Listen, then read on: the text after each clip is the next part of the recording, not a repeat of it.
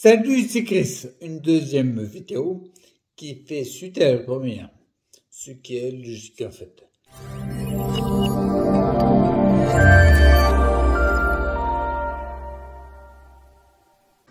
Salut, c'est Chris, une deuxième vidéo qui fait suite à la première, ce qui est logique en fait. En fait, la première vidéo, je te parlais un peu de pourquoi je fais une démarche non conventionnelle dans le domaine de la santé. Parce que, en effet, ce qu'on m'a proposé, c'est peut-être louable, c'est d'agir sur les symptômes qui sont des conséquences. Et moi, je veux trouver des éventuelles causes.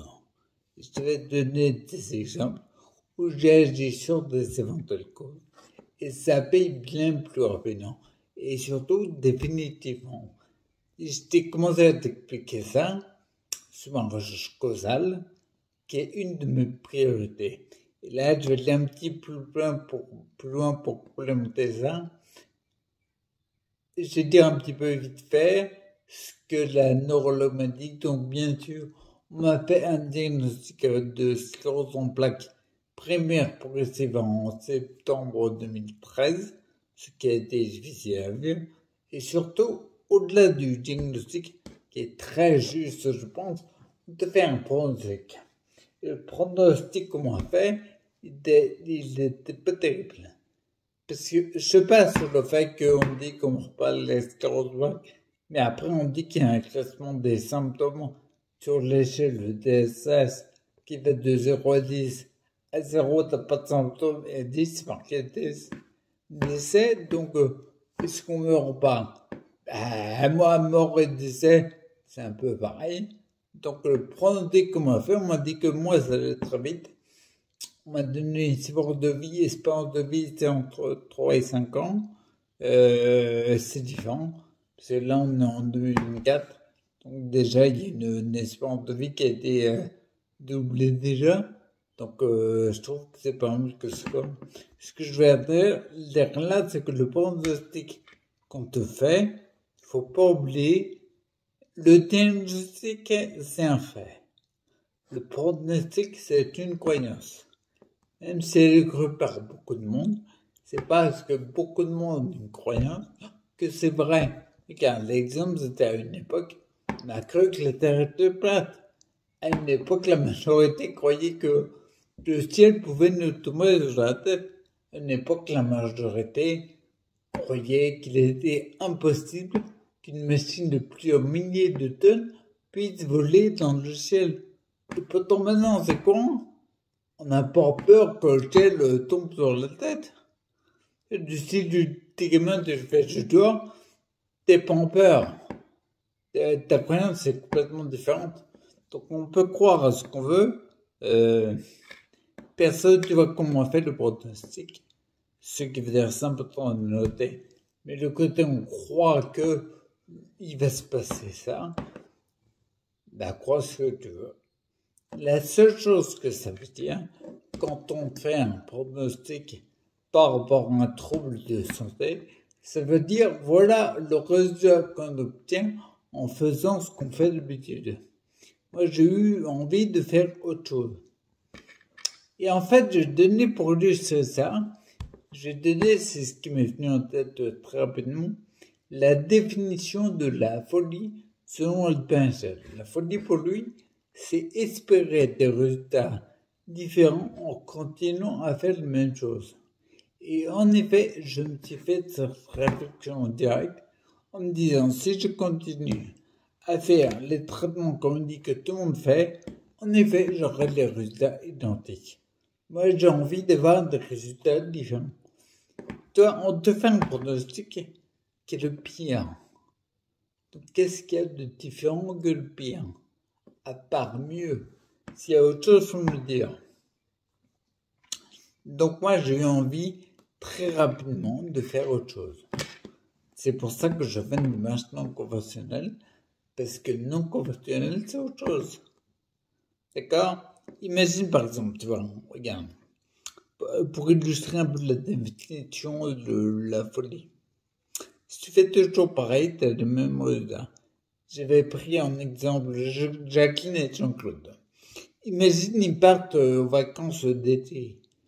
S'ils partent, ils prennent la route du Club Med de Marseille. Ben, ils arriveront au Club Med de Marseille. Et ils n'auront pas autre chose comme résultat. S'ils tournent toujours à gauche quand ils sortent de leur garage, ils verront jamais autre chose que ce qu'il y a à gauche. Tout l'importance, à mon avis, de faire autre chose. Même si un masque ne le fait pas. Peu importe. La seule chose que tu fais, c'est que tu ouvres le champ des possibles. En faisant autre chose. En faisant comme d'hab, on dit c'est pas possible. La seule chose que tu fais, en faisant différent, tu dis il se peut que tu ouvres les possibles. D'accord? Et très important, c'est comme le truc que j'ai dit tout à l'heure, le côté pronostic, en fait, ça veut dire, voilà les résultats qu'on obtient quand on fait ce qu'on fait d'habitude. Je l'ai trouvé dans les livres Les 12 étapes de guérison, qui, je pense, est un must à lire pour tout le monde, parce que vraiment, il y a des pépites. Les 12 étapes de guérison, écrit par Alain Monard. En gros, si tu vois, ils ont pris des cas de guérison jugés miraculeux ou exceptionnels, et ils ont interrogé les gens pour essayer de trouver des variables qui sont les mêmes chez chaque personne, et de le décrire en 12 étapes.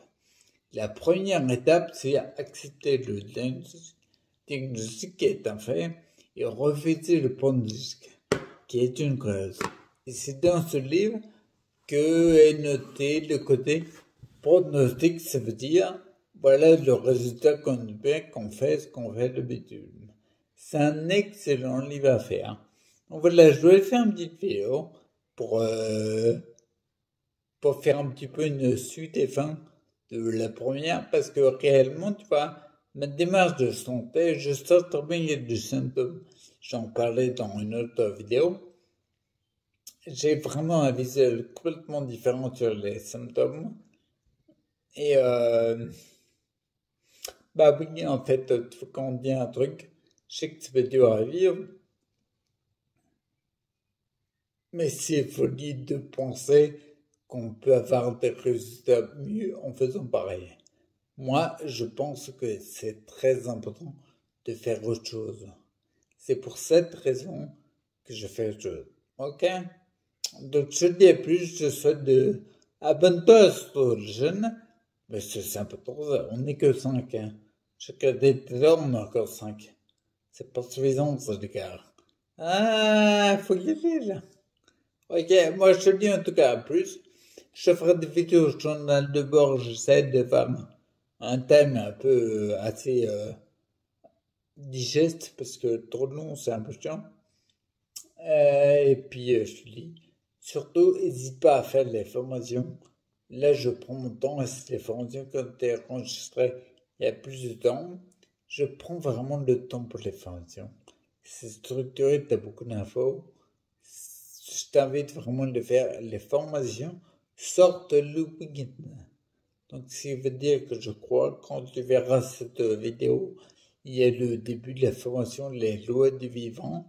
C'est vraiment des lois sur lesquelles je m'appuie. De mon point de vue, on ne peut pas remettre en doute qu'il est hyper important de s'appuyer sur ces lois-là. On est vivant, les gars. Donc, c'est important de s'appuyer sur la loi du vivant. C'est hyper important. Ok? Donc, je te dis à plus. Et puis surtout, reste acteur pour ta santé. À plus. Ciao.